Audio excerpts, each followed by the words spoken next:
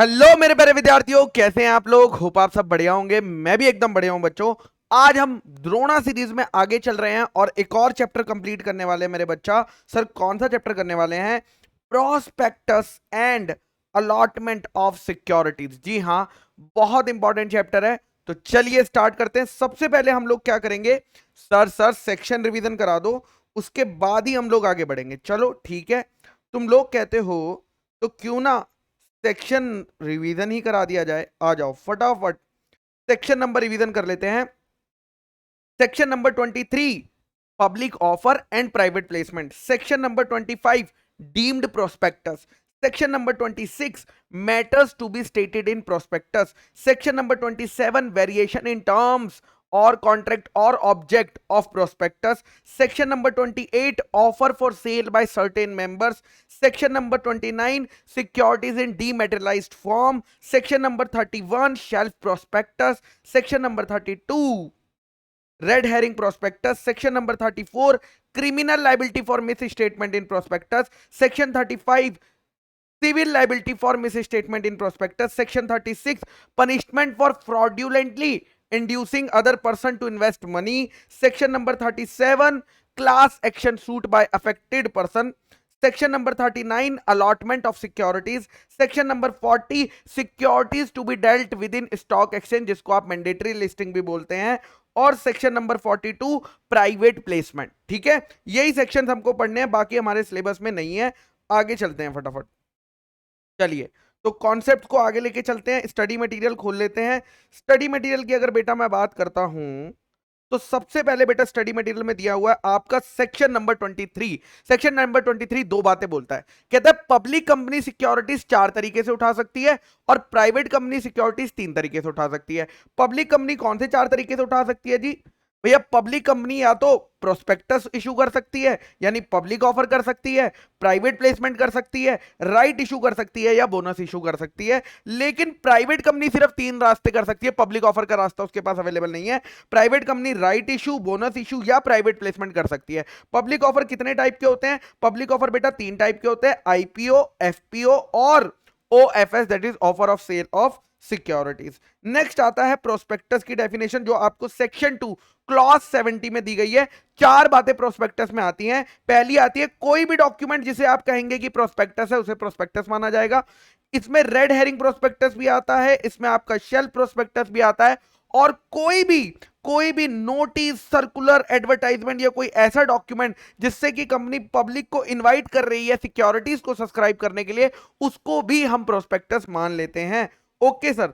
Next आता है section number 26 matters to be stated in prospectus, यानी प्रोस्पेक्टस में क्या क्या बातें आनी चाहिए। तो सबसे पहली बात बेटा वो डेटेड होना चाहिए और साइंड होना चाहिए, और उसमें वो सारी इंफॉर्मेशन, वो सारी रिपोर्ट्स आनी चाहिए जो सेबी ने सेंट्रल गवर्नमेंट के साथ कंसल्टेशन में डाली है। लेकिन जब तक सेबी प्रिस्क्राइब नहीं करता तब तक आपको जो सेबी रेगुलेशंस बोलती है उसको फॉलो कर लेना। अच्छा, नेक्स्ट प्रोस्पेक्टस में डिक्लेरेशन जरूर देना कि आपने कंपनीज एक्ट का कंप्लायंस किया है और कुछ भी कॉन्ट्रारी नहीं है, कुछ भी कॉन्ट्रारी नहीं है सेबी और सकरा एक्ट के।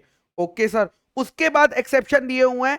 एक्सेप्शन में बोला है कि भैया पुरानी सिक्योरिटीज अगर एग्जिस्टिंग मेंबर्स को दी या डिबेंचर होल्डर को दी तो भी ऊपर की बातें अप्लाई करने की जरूरत नहीं है। या आपने जो सिक्योरिटीज दी हैं जो ऑलरेडी डेल थी, अगर वो इशू करिए तो भी आपको करने की जरूरत नहीं है। नेक्स्ट पॉइंट आता है डेट। प्रोस्पेक्टस में जो डेट लिखी होती है ना, प्रोस्पेक्टस में जो डेट लिखी होती है वही date of publication of prospectus मानी जाती है, डीम्ड प्रोस्पेक्टस डेट मानी जाती है पब्लिकेशन की। अच्छा, क्या प्रोस्पेक्टस आरओसी को फाइल करना मैंडेटरी है? यस, आरओसी को पहले फाइल होता है उसके बाद इशू होता है। लेकिन जब आप आरओसी को फाइल करते हैं ना तो एवरी पर्सन जिसका नाम डायरेक्टर है या जो प्रपोज डायरेक्टर है, सारे डायरेक्टर और सारे प्रपोज डायरेक्टर्स को साइन करना पड़ता है, और या उनके ड्यूली ऑथराइज्ड अटॉर्नी भी करेंगे तो काम चल जाता है। क्या प्रोस्पेक्टस में एक्सपर्ट स्टेटमेंट आ सकती है? लॉ कहता है आ सकती है एक्सपर्ट स्टेटमेंट, लेकिन इन बातों का ध्यान रखना, प्रोस्पेक्टस कभी भी जो एक्सपर्ट अपनी स्टेटमेंट दे रहा है वो कंपनी की फॉर्मेशन प्रमोशन मैनेजमेंट, कंपनी की फॉर्मेशन प्रमोशन मैनेजमेंट में इन्वॉल्व नहीं होना चाहिए। उसने रिटर्न कंसेंट दी होनी चाहिए प्रोस्पेक्टस के लिए, और उसने अपनी कंसेंट विड्रॉ नहीं करी होनी चाहिए रजिस्ट्रार के पास डिलीवरी समय तक। और ये स्टेटमेंट कि उसने अपनी प्रोस्पेक्टस के लिए रिटर्न कंसेंट दी है, ये बात प्रोस्पेक्टस में लिखना बहुत ही जरूरी है। एक्सपर्ट कौन कौन हो सकता है? Valuer, engineer, CA, CS, cost accountant या ऐसा कोई पर्सन जिसके पास लॉ में सर्टिफिकेट इशू करने की अथॉरिटी है, वो सारे लोग क्या हो सकते हैं? क्या हो सकते हैं? एक्सपर्ट माने जा सकते हैं। Okay sir.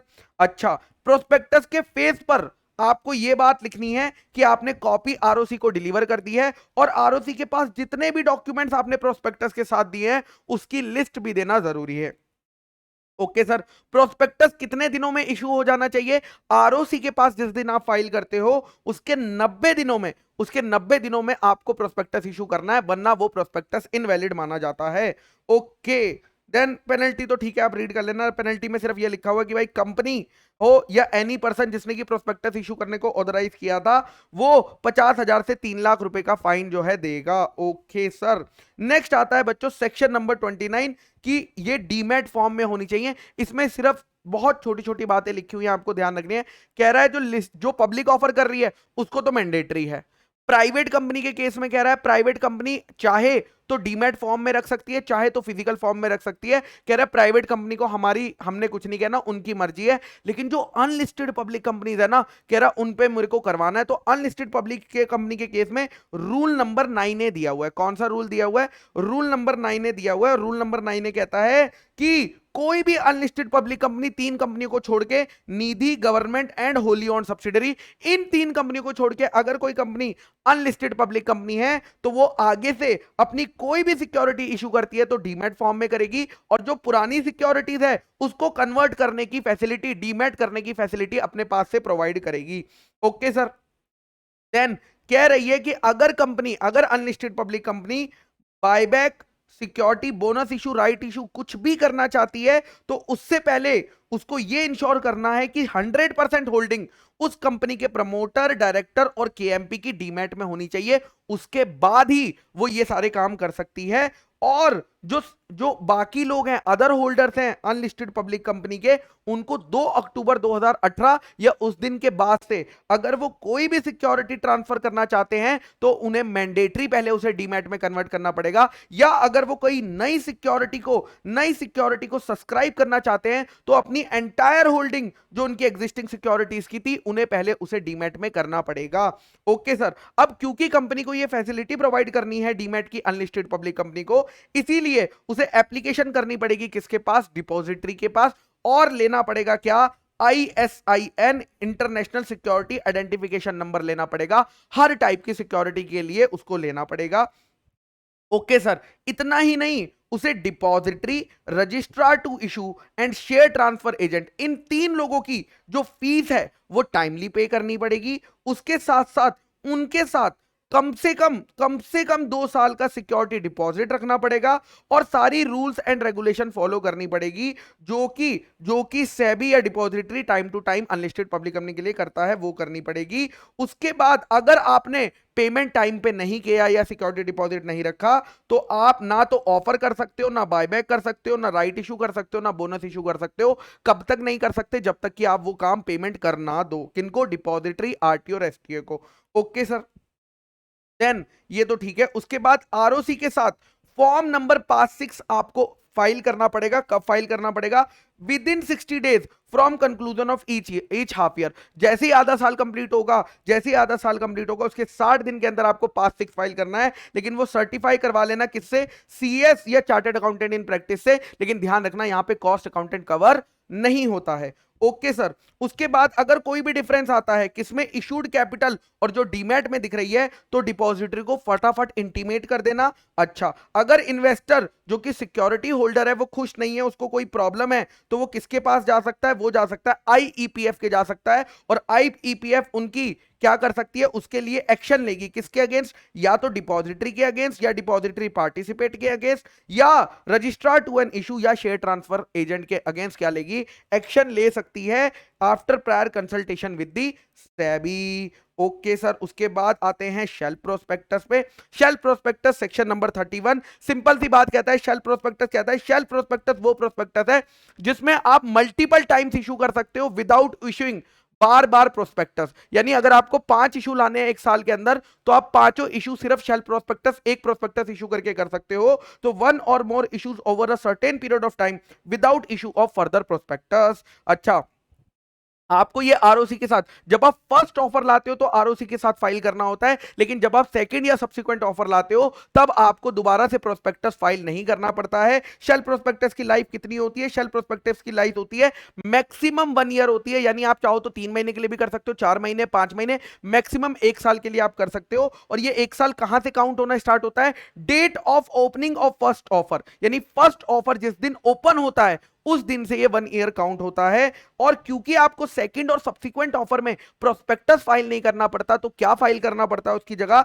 Information memorandum file करना पड़ता है, जिसमें कि डिफरेंस दिया होता है क्या? चार्जेस को लेके, फाइनेंशियल पोजीशन को लेके और अदर चार्जेस को लेके, इन 3 चीजों का डिफरेंस उसे देना पड़ता है जो इतने पीरियड में हुआ है। और ये आपको करना पड़ेगा, कितने टाइम में करना पड़ेगा?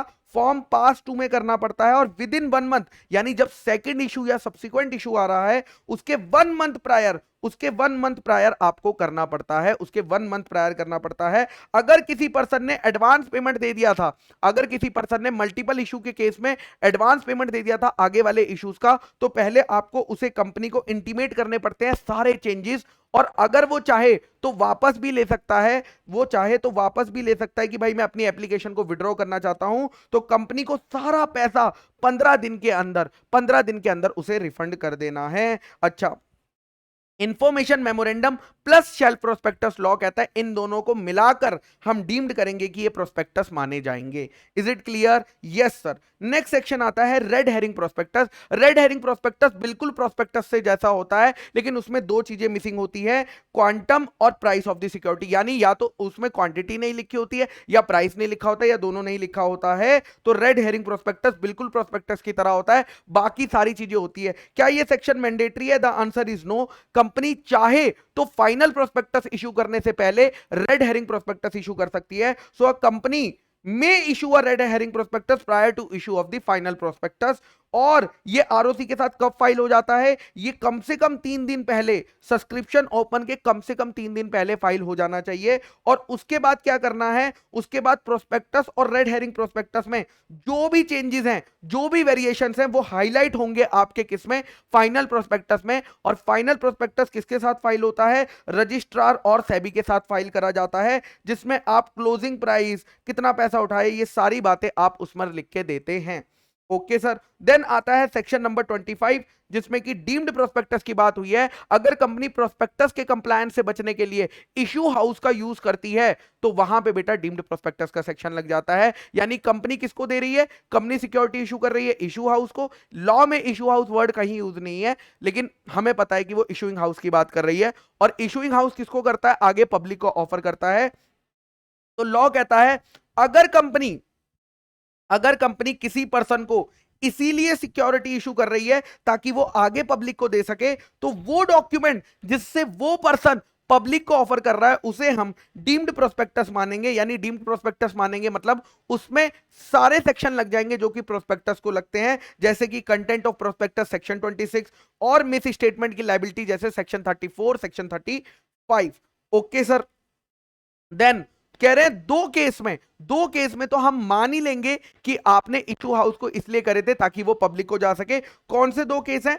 अगर आपके ऑफर करते ही 6 महीने के अंदर सिक्योरिटीज पब्लिक को ऑफर हो गई, और दूसरा whole consideration to be received, यानी कंपनी को अभी तक जिस दिन पब्लिक को इशू हुई तब तक होल कंसीडरेशन रिसीव नहीं हुआ था, ये और है, यानी दोनों में से कोई भी कंडीशन सेटिस्फाई होगी तो लॉ ये एज्यूम करता है कि भैया आपका इंटेंशन ही यही था कि आप चाहते थे इशूइंग हाउस के थ्रू पब्लिक को ऑफर करना।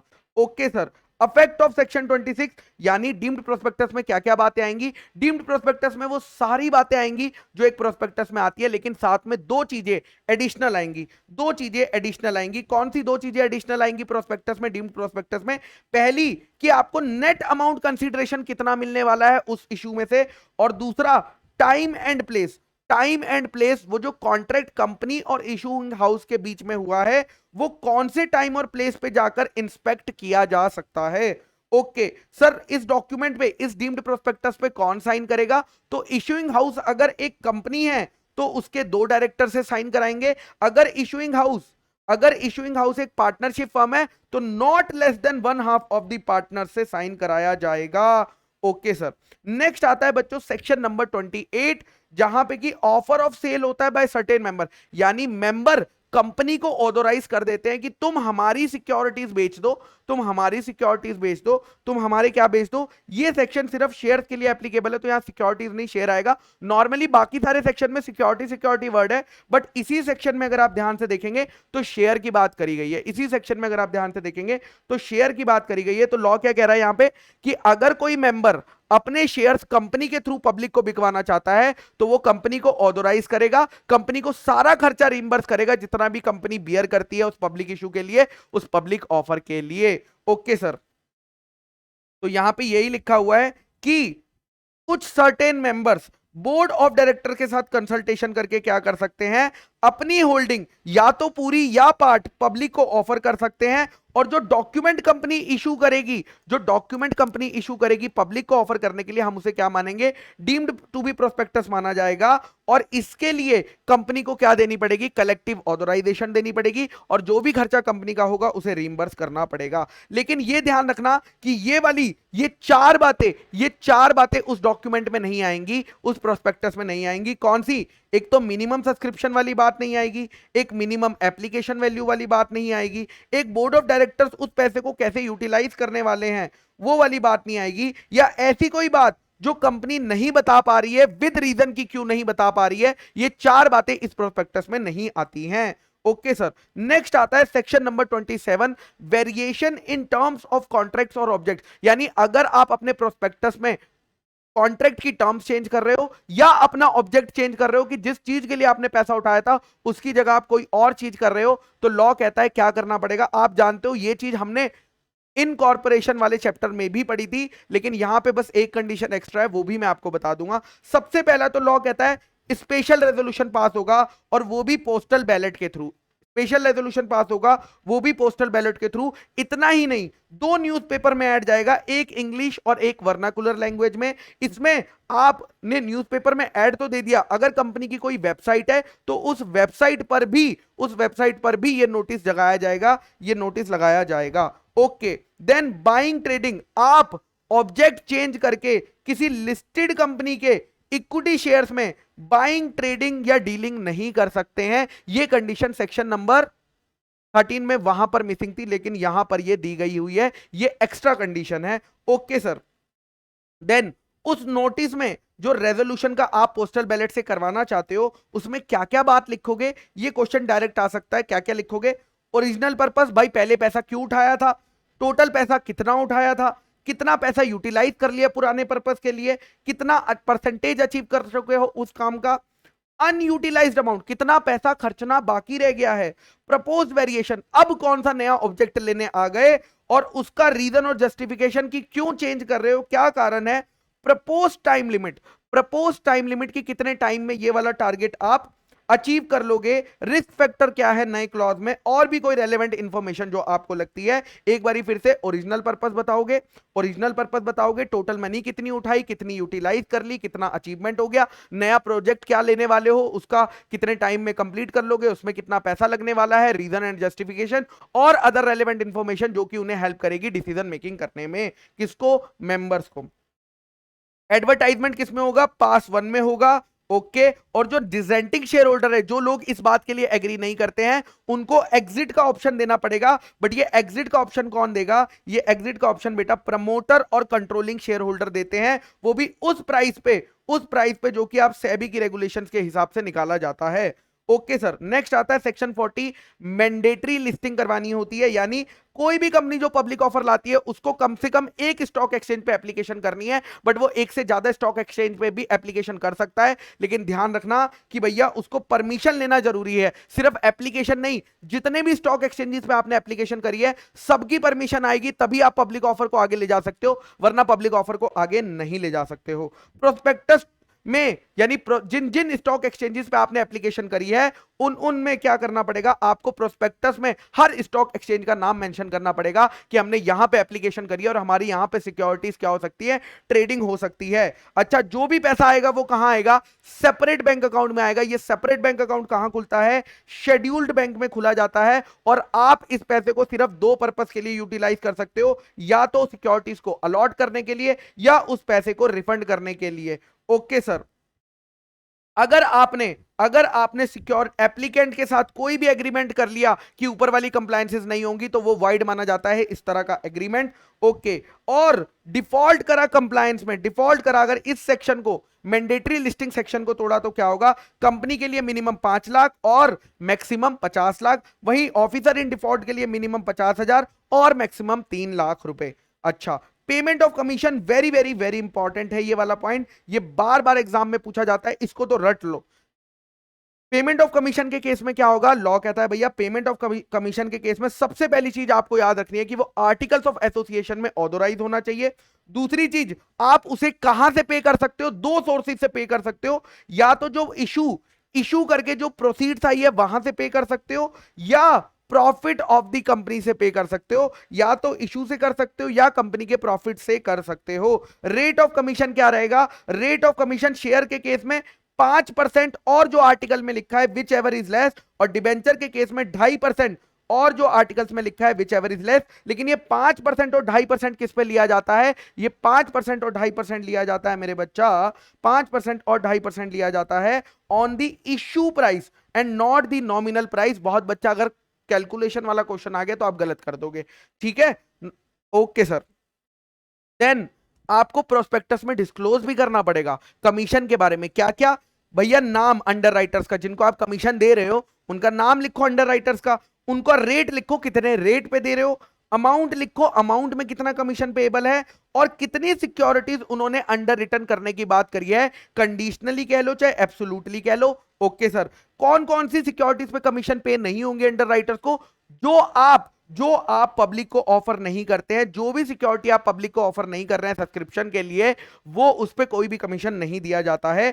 Copy of payment of commission, ये जो कॉन्ट्रैक्ट हुआ है अंडर राइटर और कंपनी के बीच, उस कॉन्ट्रैक्ट की कॉपी आपको आरओसी को देनी है। कब देनी है, at the time of delivering of, जब आप उसे प्रोस्पेक्टस डिलीवर करने जाते हो ना, उसके साथ ही चिपका के क्या कर देना, दे देना। ओके सर, नेक्स्ट आता है section 39, allotment of securities. Allotment का मतलब होता है एप्रोप्रिएशन कर देना अनएप्रोप्रिएटेड कैपिटल से, एप्रोप्रिएशन कर देना अनएप्रोप्रिएटेड कैपिटल से। जब एप्रोप्रिएशन होता है तभी सिक्योरिटी एग्जिस्टेंस में आती है। ओके सर, इसमें क्या बातें याद रखनी है अलॉटमेंट में, सबसे पहली बात यहां सीधा चार्ट से पढ़ेंगे। देखो, अलॉटमेंट के लिए सबसे पहले आपको देखना है मिनिमम अमाउंट सब्सक्राइब जो आपने लिखा था वो आ जाना चाहिए, एप्लीकेशन मनी जो होनी चाहिए वो पे हो जानी चाहिए और कंपनी को रिसीव हो जानी चाहिए। और एप्लीकेशन मनी कितनी हो सकती है, तो लॉ कहता है shawl not be less than 5%। 5% से 5% ऑफ फेस वैल्यू से वो लेस नहीं हो सकती है, या जो सेबी ने प्रिस्क्राइब करी है। अगर ये नहीं हुआ, अगर क्या नहीं हुआ, या तो मिनिमम अमाउंट नहीं आया, या तो मिनिमम सब्सक्रिप्शन नहीं हुआ, या मिनिमम एप्लीकेशन अमाउंट नहीं आया, तो लॉ कहता है 30 दिन के अंदर, प्रोस्पेक्टस इशू करने के 30 दिन के अंदर अगर ये सेटिस्फाई नहीं हुआ, तो आप अमाउंट जो आपको मिला था ना वो 15 दिन के अंदर, क्लोजर ऑफ इशू से 15 दिन के अंदर क्या कर देना, रिफंड कर देना। वरना डायरेक्टर्स के ऊपर ज्वाइंटली एंड सेवरली 15% पर एनएम का इंटरेस्ट लगना चालू हो जाता है।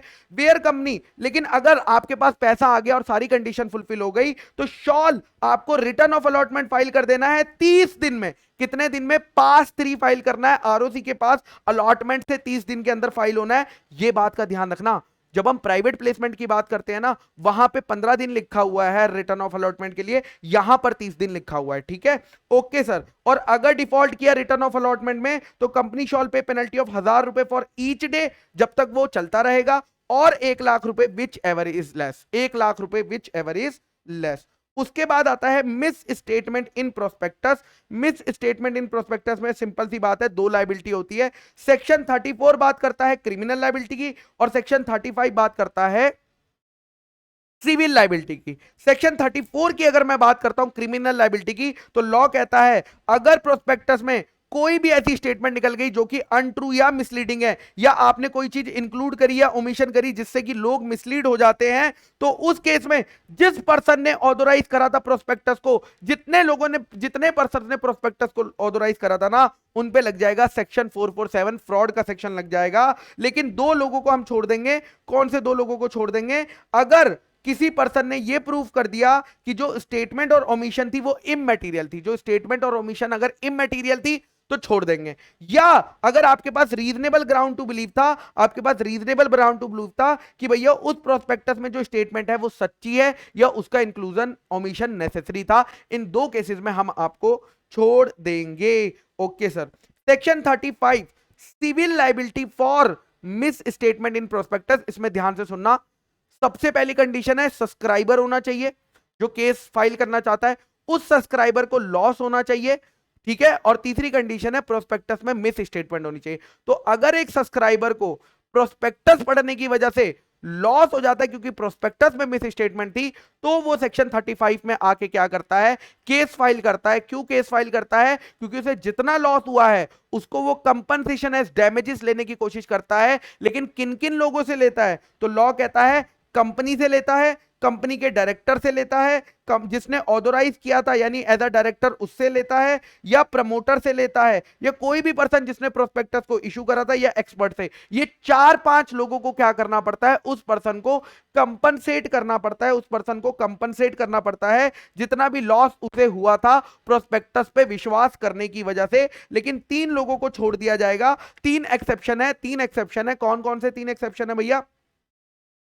अगर ऐसा पर्सन जो कि प्रपोज डायरेक्टर था, मतलब जिसने डायरेक्टर बनने की कंसेंट दी थी, बट उसने उसने क्या करा? उसने प्रोस्पेक्टस इशू होने से पहले ही अपनी कंसेंट ले ली और प्रोस्पेक्टस उसकी बिना अथॉरिटी या बिना कंसेंट के किया गया है, तो ऐसे डायरेक्टर को हम कुछ नहीं कहेंगे, उसकी लायबिलिटी अराइज नहीं होगी। दूसरा, ऐसा पर्सन जिसकी बिना, कोई भी पर्सन जिसकी बिना नॉलेज या बिना कंसेंट के प्रोस्पेक्टस इशू हुआ था और जैसे ही उसे यह बात पता चलती है उसने इमीडिएटली पब्लिक नोटिस दे दिया था कि यह प्रोस्पेक्टस मेरी नॉलेज और मेरी कंसेंट के बिना हुआ है। और तीसरा, अगर कोई भी ऐसी स्टेटमेंट थी जो कि गलत थी, जो कि ऐसा लगता है या तो एक्सपर्ट ने दी थी या एक्सपर्ट की रिपोर्ट में से उठाई थी, जो कि ट्रू एंड फेयर, मतलब एकदम कॉपी पेस्ट लगती है एक्सपर्ट की स्टेटमेंट पे, और एक्सपर्ट ने वो सारी कंडीशन फुलफिल करी हुई थी जो हमने सेक्शन 26 में बताई थी। कौन सी? कि उसने रिटर्न कंसेंट दी थी, रिटर्न कंसेंट विड्रॉ नहीं करी थी, तो हम बाकी लोगों को छोड़ देंगे लेकिन उस एक्सपर्ट को पकड़ लेंगे जिसने गलत स्टेटमेंट दी हुई थी। और अगर ये फ्रॉड का केस आ गया, अगर ये फ्रॉड का केस होता है तो अनलिमिटेड लायबिलिटी हो जाएगी सब लोगों की जितनी ऊपर लिखी हुई है। Okay sir. देन इस सेक्शन को बस आपको रीड कर लेना है जो नेक्स्ट मैं पढ़ रहा हूं, section number 36, punishment for fraudulently inducing person to invest money. अगर कोई पर्सन जानबूझ के या केयरलेसली कोई ऐसी स्टेटमेंट बोल देता है, कोई ऐसा प्रॉमिस कर देता है या ऐसी कोई चीज फॉरकास्ट कर देता है जो कि झूठी, डिसेप्टिव या मिसलीडिंग है, तो लॉ कहता है उसको हम लगा देंगे सेक्शन 447, प्रोवाइडेड वो इन 3 एग्रीमेंट से कोई एग्रीमेंट करता है, उसको लगा देंगे सेक्शन 447, प्रोवाइडेड वो 3 एग्रीमेंट में से कोई एग्रीमेंट करता है। कौन कौन सा? पहला एग्रीमेंट है सब्सक्राइबिंग। पहला एग्रीमेंट है कि आप किसी को बोल रहे हो कि भाई एक्वायर, डिस्पोज या सब्सक्राइब कर ले या अंडरराइट कर ले सिक्योरिटीज। दूसरा एग्रीमेंट कौन सा है? जिससे कि आप प्रॉफिट सिक्योर करना चाहते हो। और तीसरा एग्रीमेंट कौन सा है? आप किसी बैंक या फाइनेंशियल इंस्टीट्यूशन से क्रेडिट फैसिलिटी लेना चाहते हो। यानी कोई भी पर्सन अगर मिसलीडिंग वगैरह स्टेटमेंट कर देता है, प्रॉमिस कर देता है जो कि फॉल्स, डिसेप्टिव या मिसलीडिंग निकल जाता है, तो भैया आप 3 एग्रीमेंट करते हो, 3 में से कोई भी एग्रीमेंट करते हो तो सेक्शन 447 आपको लगा दिया जाएगा। नेक्स्ट आता है सेक्शन नंबर 37, कुछ ज्यादा बड़ी बात नहीं कहता है, कहता है अगर प्रोस्पेक्टस में मिस स्टेटमेंट है और आप सेक्शन 34, सेक्शन 35 या सेक्शन 36 के अंदर, अगर आप सेक्शन 34, 35, 36 के अंदर रिवेंज लेना चाहते हो, केस फाइल करना चाहते हो, तो वो अकेला पर्सन भी कर सकता है और ग्रुप ऑफ पर्सन भी कर सकते हैं या एसोसिएशन ऑफ पर्सन भी कर सकते हैं जिनका नुकसान हुआ है उस प्रोस्पेक्टस में गलती की वजह से। Okay sir. देन सेक्शन 447 की बात करते हैं जो कि फ्रॉड के लिए लगता है। इसमें क्या क्या बताया गया है? इसमें बस आपको ये वाला टेबल याद कर लेना है, आपका काम हो जाएगा। क्या बोलता है ये टेबल? ये टेबल बोलता है, देखो ये 2 पार्ट कर देता है। पहला पार्ट क्या करता है? अगर फ्रॉड इन्वॉल्विंग एटलीस्ट 10 लाख और 1% of the turnover which ever is lower, यानी अगर आपका फ्रॉड 10 लाख 10 लाख या turnover 1%, which ever is lower, इतना या इससे ज्यादा है तो लॉ कहता है आपको फाइन लगाया जाएगा। लॉ कहता है आपको फाइन लगाया जाएगा, कितना? Minimum fine equal to amount of fraud, यानी जितना फ्रॉड किया है, और maximum 3 times of amount of fraud, और साथ ही साथ एंड दोनों चीजें होंगी, फाइन भी लगेगा और जेल भी होगी। मिनिमम 6 महीने की जेल और मैक्सिमम 10 साल की। बट अगर सेम लिमिट में पब्लिक इंटरेस्ट भी इन्वॉल्व है तो लॉ कहता है minimum fine equal to amount of fraud, और ये तो सेम रहता है, लेकिन यहां पे 6 महीने की जगह मिनिमम जेल कितनी हो जाती है? 3 साल हो जाती है। नेक्स्ट चार्ट में जो पॉइंट आता है वो ये आता है, अगर फ्रॉड लेस देन 10 लाख और 1% ऑफ द टर्नओवर है तो फाइन कितना होगा? अप टू 50 लाख एंड और अप टू 5 इयर्स इंप्रिजनमेंट के होंगे। ओके सर, लास्ट सेक्शन मेरे बच्चों इस बात का, last section that is issue of shares on private placement basis. Private placement में सिंपल सी बात है, ये सेक्शन पब्लिक कंपनी को भी लगता है, ये सेक्शन प्राइवेट कंपनी को भी लगता है। क्यों ये सेक्शन दोनों को लगता है? बिकॉज प्राइवेट प्लेसमेंट दोनों टाइप की कंपनी कर सकती है। कई बच्चों को लगता है कि पब्लिक कंपनी प्राइवेट प्लेसमेंट नहीं कर सकती है, तो इसलिए मैंने क्लैरिफाई कर दिया, ये दोनों को लगता है। और जिस भी कंपनी को प्राइवेट प्लेसमेंट करना होता है सिक्योरिटीज का, उसको सेक्शन नंबर 42 कंप्लाई करना पड़ता है। यहां पे आप ऑफर किसको दे सकते हो? आप ऑफर उन्हीं लोगों को दे सकते हो जो बोर्ड ने आइडेंटिफाई करे हैं, जिनको हम आइडेंटिफाइड पर्सन माने जाते हैं, और वो मैक्सिमम कितने हो सकते हैं? 200 इन अ फाइनेंशियल ईयर। यानी आप जितने भी प्राइवेट प्लेसमेंट साल में लाएंगे वो मैक्सिमम 200 लोग हो सकते हैं, लेकिन उन 200 लोगों की काउंटिंग में क्वालिफाइड इंस्टीट्यूशनल बायर यानी क्यूआईबी और ऐसे एम्प्लॉइज जिसको कि ईसॉप दिया गया है, ये 200 की काउंटिंग में नहीं आते हैं। और ये जो 200 की काउंटिंग है ना, ये सिक्योरिटी वाइज होती है, यानी इक्विटी शेयर की 200 अलग, प्रेफरेंस शेयर की 200 अलग, और डिबेंचर की 200 अलग। अच्छा, ये जो 200 की लिमिट है ये एनबीएफसी और हाउसिंग फाइनेंस कंपनी को नहीं लगती है, अगर वो आरबीआई या नेशनल हाउसिंग बैंक की लिमिट को अप्लाई कर रहे हैं। बट अगर उन्हें वो लिमिट नहीं लगती है तो फिर उन्हें यही वाली लिमिट लगेगी जो कंपनी एक्ट 2013 में दी गई है। Manner of issuing private placement offer and application, ये आपको किसको देना है? आइडेंटिफाइड पर्सन को दे देना है, उनका नाम और एड्रेस रिकॉर्ड करके, उनका नाम और एड्रेस रिकॉर्ड करके। ओके, जब भी आप पीपीओ करोगे तो ध्यान रखना स्पेशल रेजोल्यूशन लगता है, वो भी हर पीपीओ के लिए, लेकिन कुछ एक्सेप्शन है। यानी नॉर्मल रूल क्या है?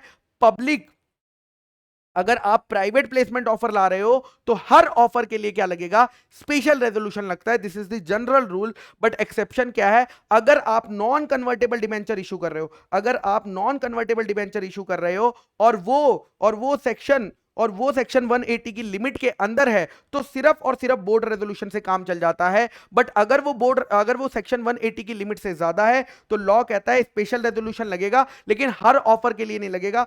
साल में एक भी ले लोगे डिबेंचर्स के लिए पूरे साल में तो आपका काम हो जाएगा। उसके बाद वो बोलता है अगर आप किसी क्यूआईबी को प्राइवेट प्लेसमेंट ऑफर दे रहे हो और बार बार उसे प्राइवेट प्लेसमेंट ऑफर कर रहे हो एक साल में, तो बार बार आपको क्या लेने की जरूरत नहीं है? Special resolution.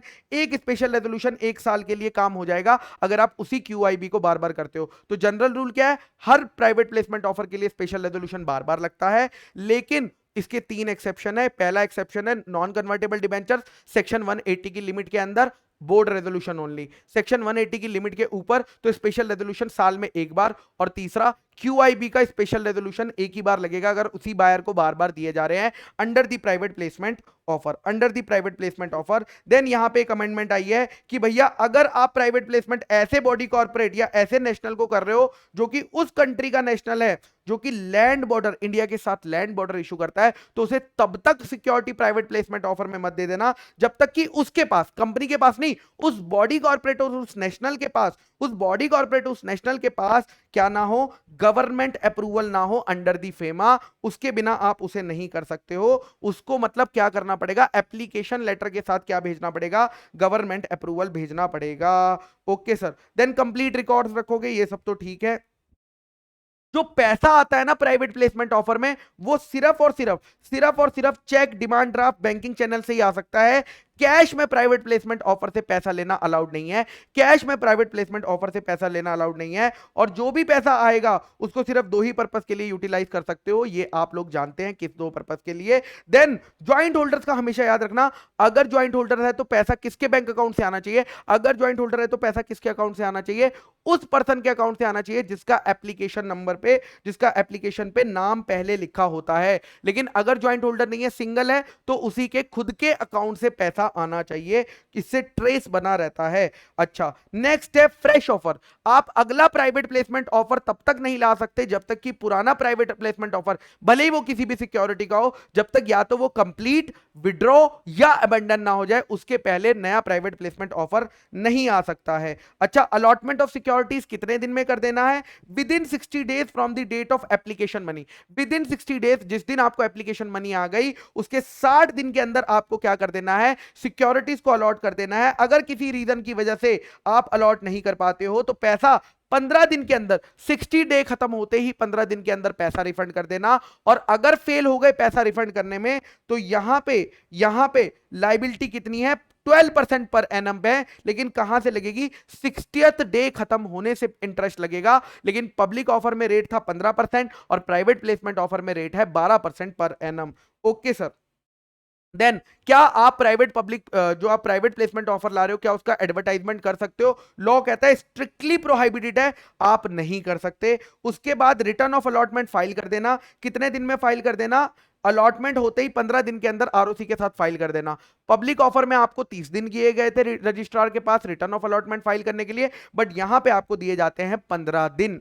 Okay sir. कौन से फॉर्म में करना? पास 3 में कर देना। अगर डिफॉल्ट कर दिया तो अगेन कंपनी प्रमोटर या डायरेक्टर होता है, उसको 1000 रुपए पर डे की फाइन लगेगी, पेनल्टी लगेगी, जो चलती रहेगी। कब तक चलती रहेगी? जब तक मैक्सिमम 25 लाख रुपए नहीं हो जाते तब तक चलती रहेगी, या आप डिफॉल्ट खत्म नहीं कर देते। Okay sir. अगर आपने कॉन्ट्रावेन करा क्या प्राइवेट प्लेसमेंट का ऑफर, अगर आपने ऊपर के कोई भी प्रोविजन को जो सेक्शन 42 में अभी बताए गए हैं, अगर आप उन्हें कॉन्ट्रावेन करते हो तो कंपनी के प्रमोटर और कंपनी के डायरेक्टर्स को पेनल्टी लगेगी। कितने अमाउंट की? जितना पैसा उन्होंने प्राइवेट प्लेसमेंट, जो मैक्सिमम कितनी हो सकती है, जितना पैसा उन्होंने प्राइवेट प्लेसमेंट से उठाया था या 2 करोड़ रुपए, इन दोनों अमाउंट से जो भी लोअर होगा वो। और पेनल्टी तो लगेगी ही लगेगी, साथ में रिफंड भी करना पड़ेगा पैसा इंटरेस्ट के साथ, 12% इंटरेस्ट के साथ रिटर्न भी करना पड़ेगा। कितने दिन में? जिस दिन पेनल्टी का ऑर्डर आएगा उसके 30 दिन के अंदर आपको पैसा विद इंटरेस्ट रिफंड कर देना है।